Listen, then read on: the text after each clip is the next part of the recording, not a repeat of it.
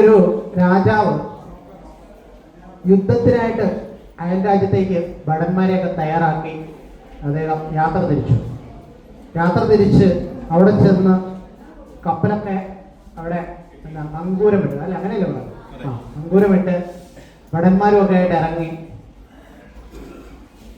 പൊരുതി തോറ്റു.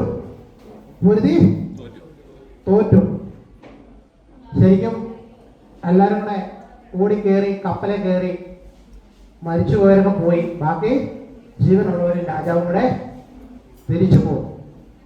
രാജാവിന് തോക്കാൻ പറ്റുമോ? ഇല്ല, രാജാവിന് തോക്കാൻ പറ്റത്തില്ല. രാജാവിന് വിജയിക്കണം.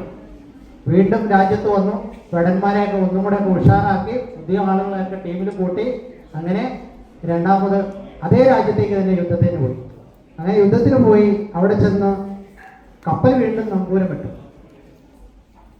രാജാവിന്റെ കയ്യിൽ കരുതിയിരുന്ന പെട്രോൾ കപ്പലിലേക്ക് ഒഴിച്ചു, കപ്പൽ കത്തിച്ചു.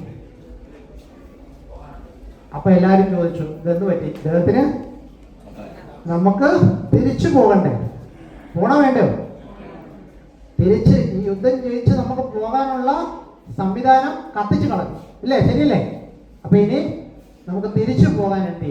രാജാവ് പറഞ്ഞു, യുദ്ധം വിജയിച്ച് ഈ രാജ്യത്തിന്റെ കപ്പലുമായിട്ട് വേണം നമ്മൾ നമ്മുടെ രാജ്യത്തേക്ക് പോകാനായിട്ട്. എന്ന് പറഞ്ഞാൽ ഇന്ന് നിങ്ങളുടെ കയ്യിൽ അത്യാവശ്യം ഇങ്ങനെയൊക്കെ പോകുന്ന എന്തെങ്കിലും ഇൻകം ഉണ്ടെങ്കിൽ കത്തിക്കണം.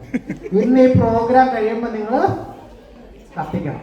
കത്തിച്ചിട്ട് 100% ആർസിഎമ്മിന്റെ പ്രചാരകരായിട്ട് രംഗത്തേക്ക് ഇറങ്ങുന്നു.